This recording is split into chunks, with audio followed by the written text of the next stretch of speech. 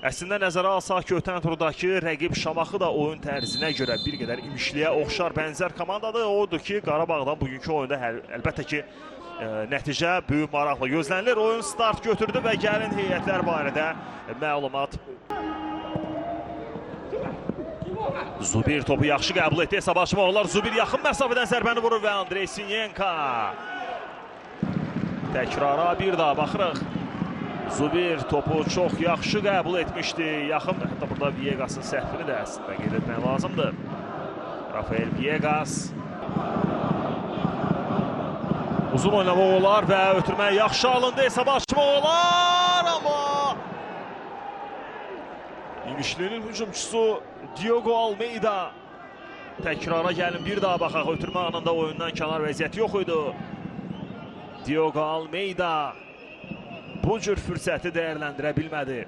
Qapçının çıxdığını əslində gördü. Sadəcə orada Koxalskinin oyunu da vurğulanmalıdır. Tam vaxtında çıxdı Mateusz Koxalski. Bəlkə də biraz gecikdi hətta çıxış zamanı. Penaltinin təyin olunub olunmaması ilə bağlıdır. Çünki Koxalskiyə fikir verirsinizsə orada hər nə qədər bəlkə də Almeida bu küncə deyil, əks küncə topu vursaydı heç bu epizoda baxmaq da gərək olmayacaqdı və hakim penaltini təyin edir. Və az əvvəlki təkrarda da biz bunu açıq aydın gördük. Offside məsələsi yenə də qeyd edək ki, ümumiyyətlə müzakirə mövzusu deyil, açıq aydın görünürdü, bir daha sizə göstərildi. Təbii ki, hər şey bax bu penaltidən asılıdır. Zərbə indirilir. Koxalski daha bir zərbə və alınmadı. İmişli bu cür fürsəti dəyərləndirə bilmədi. Luis Silvester.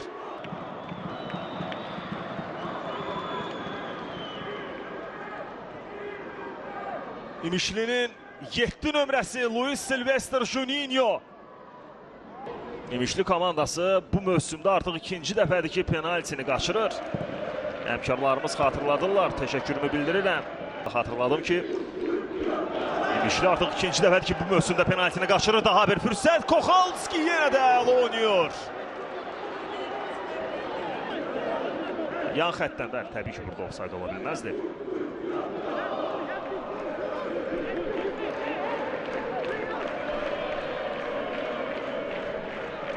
Bir anlıq statistikaya baxarkən ötürmənin kim tərəfindən gəldiyini qaçırtdım.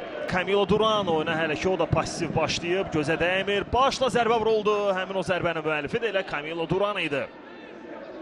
Təkrara baxırıq.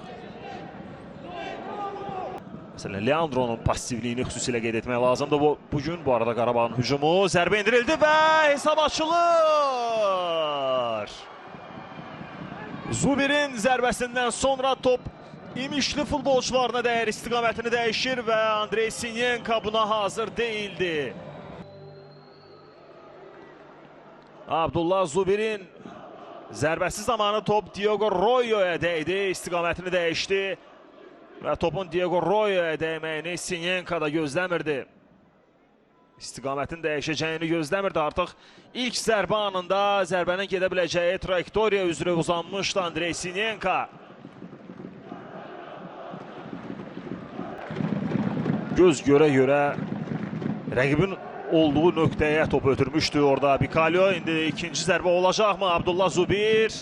Zubir və alınmadı.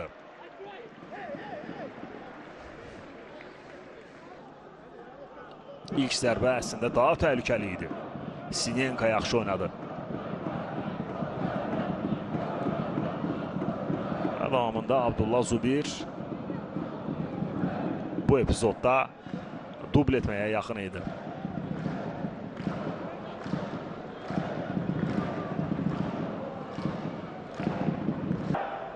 Top Qarabağdadır.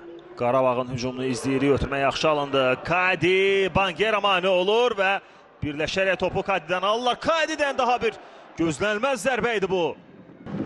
Qarabağın az əvvəlki hücumunun təkrarını bir daha izləyirik. Fürsət yaranır və sizə təkrar olaraq göstəririk. Emanuel Adai. Kadi.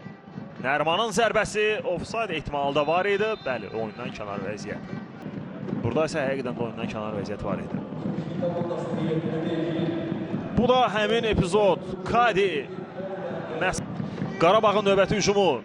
Zubir, Emanuel Addayi, Addayi ve 2-0. Emanuel Addayi. 82-ci dəqiqədə fərqi 2-yə çatdırır.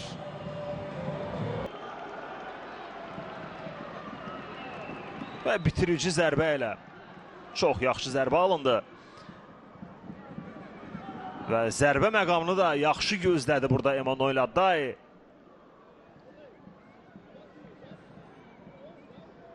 Bir addım öncə zərbəni vursaydı Diogo Royo çox güman ki, həmin o zərbəni, həmin o cəhdi bloklaya bilərdi. Nəzərə alsaq, təbii ki, burada təhlükəni gözləməyə dəyər. Addayi topu Elvinə qaytardı. Elvindən ötürmə. Kadi qapıya düşə bilmədi. Kadi Borges.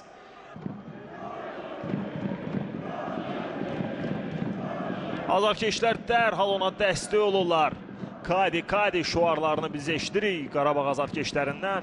Almeida tək qalıb Banguera ilə oynuyor. Banguera'nın zərbəsi çox təhlükəli idi. Edwin Banguera.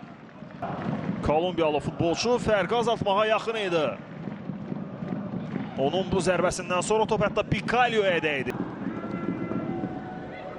Səliqəli futbolu bugün görə bilmədik.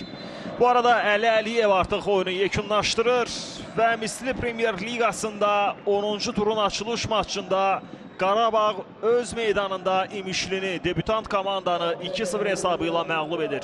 Əvvəlcə Abdullah Zubir 52-ci dəqiqədə hesabı açdı. Daha sonra Emanuel Addayi 82-ci dəqiqədə oyunda son nöqtəni qoydu.